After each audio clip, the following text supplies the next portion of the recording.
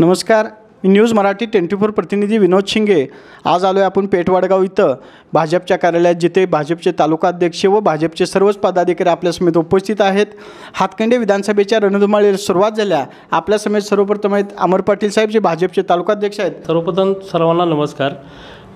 हातकणंगले तालुक्याचा जर विचार केला तर आज महायुती म्हणून आपले जे अशोक माने बापू त्यांनी प्रचारामध्ये आघाडी घेतलेली आहे आणि जे महायुतीचे जे सर्व घटक आहेत, ज्यामध्ये भाजप, शिंदेसेना, अजितदादांचे राष्ट्रवादी असू दे किंवा RPI असू दे, ह्या सर्वांनी प्रचारामध्ये एकदम आघाडी घेतलेली आहे आणि सर्व गावामध्ये प्रचार यंत्रणा एकदम मोठ्या प्रमाणात चालू झालेले आहे। युवकांची अतिशय उत्स्फूर्तपणे युवक सगळा आमचा आता अतिशय चांगल्या पद्धतीने कामाला लागलेला आहे। आमच्या सर्वच मित्रपक्षांची सर्व युवा मोर्चा, युवा सेना असेल, जनस्वराज युवा सेना असेल, सर्व अगदी ताकदीनं उत्साहानं एक नवन बदल घडवायचा, बदल घडवून नवीन आमदार करायचा सगळ्यांच्या युवा पिढीच्या आम्ही 100% ठरलेलं आहे। आम्ही उच्चांक मतदान युवा मोर्चाला युवांचा आमच्या भारतीय जनता पार्टीच्या जनस्वराज्य पक्षाची नाराजी चिन्ह त्या अशोकराव माने बापूंना होणार आणि मताधिक्याने बापू निवडून येणार। देशामध्ये मोदी साहेबांच्या नेतृत्वाखाली कारभार चालू आहे आपल्या देशाचा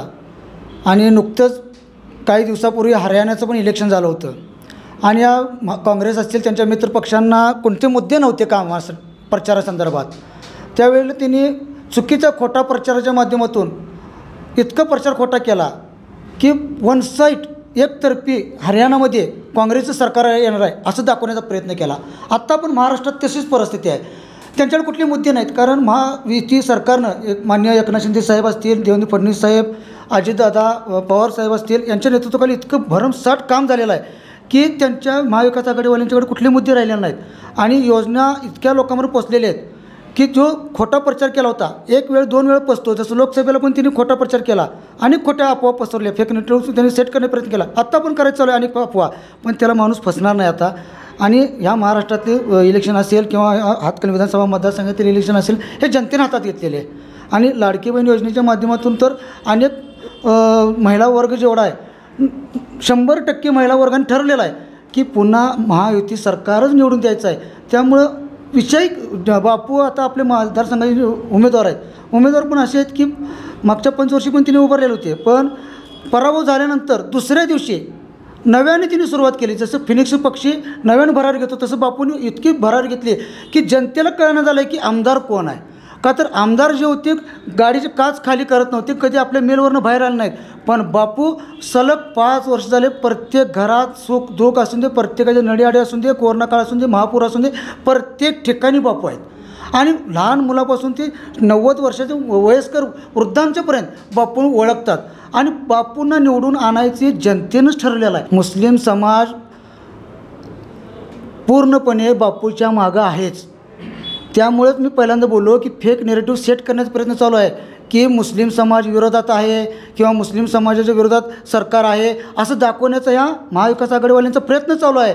पण एकदा लोकसभेला समाज फसलेला आहे, आता फसणार नाही। मागच्या वेळी हीच भीती घालणं यांचं भांडवलच आहे काँग्रेसवाल्यांचं किंवा महाविकास आघाडीवाल्यांचं की मुस्लिमांना भाजप सेना सरकार आले की मुस्लिमांना देशातून बाहेर हाकलून देतील, राज्यात हाकलून देतील, तुमच्या योजना काढून घेतल्या जातील असे। आणि हेच त्यांचं दुसरं भांडवल नाही। मी जर बोलायला गेलो तर यांना कापडं काढून लोक पळवतील। गेल्यावर आपण बऱ्याच मुख्यमंत्र्यांनी डिक्लेअर केलं, बऱ्याच आमचे महिलांचे मेळावे महाराष्ट्रामध्ये ठिकठिकाणी झाले। त्यामध्ये पाहिलं तर 1500 रुपये असे 2-3 हप्ते प्रत्येक महिलांच्या नावावरती जमा झालेले आहे। आणि आता कालच डिक्लेअर झालं आहे की माननीय मुख्यमंत्री साहेबांनी 2100 रुपये महिलांना देणार अशी घोषणा केलेली आहे आणि लवकरात लवकर मिळतील। त्यामुळे महाराष्ट्रातील 50% महिला जवळजवळ आपल्या महायुतीला मतदान करणार हे निश्चित आहे आणि या महिलांच्या मताच्या जोरावरती आम्ही सत्तेत येऊ। आज काल परवा रात्रीच 10 वाजता आपला जो सर्वे झाला, त्यामध्ये कमीत कमी 155 ते 165 एवढ्या संख्येनं आमदार निवडून येतील महायुतीचे, असं सर्वे सांगतं आहे। म्हणजे लोकांना कळलं आहे की बाबा सरकार कोणाचं होणार आहे, महायुतीचंच होणार आहे। देवेंद्र फडणवीस साहेब, अजितदादा पवार आणि एकनाथ शिंदे साहेब माननीय मुख्यमंत्री साहेब यांचंच सरकार येणार आहे आणि जनता सगळी खुश आहे। तुम्ही कुठेही जाऊन विचारलं तर जनता महायुतीच निवडून यायला पाहिजे असं म्हणते। आणि वैयक्तिक या हातकणंगले तालुका मतदारसंघासाठी तर असं म्हणतो की बदल हवा आमदार नावा ही लोकांनी टॅगलाईन तयार केलेलं आहे। त्या पद्धतीने अशोक बापू प्रचंड मताने निवडून येणार, आम्हाला असा विश्वास आहे आणि त्या पद्धतीने आमचं कार्य चालू आहे। आमच्या माननीय सावकर साहेबांच्या मार्गदर्शनाने काम चालू आहे आणि 100% मी सांगतो की अशोक बापू निवडून येणार म्हणजे येणारच. दलित मित्र डॉक्टर अशोकराव माने बापू हे जे उमेदवार आहेत हे महायुतीचे उमेदवार आहेत. महायुतीचे म्हणण्यापेक्षा हे सर्वसामान्य गोरगरीब जनतेचे उमेदवार आहेत.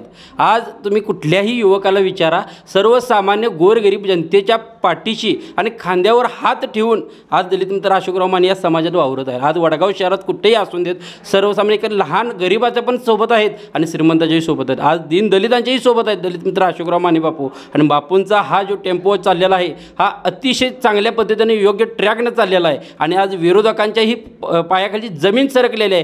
कारण लाख रुपये देऊन जी माणसं बळवण्यात आलेली आहेत ती माणसं आज त्यांच्यासोबत नाही आहेत. पण ही प्रामाणिक जी असणारी माणसं आहेत ही सर्वसामान्य माणसं ही बापूंच्या सोबत आहेत. आज भारतीय जनता पार्टी असेल किंवा आमची महायुतीतली सर्व घटक पक्ष असतील आपल्या हातचं काम सोडून बापूंच्या प्रचारात आज सक्रिय झालेले आहेत.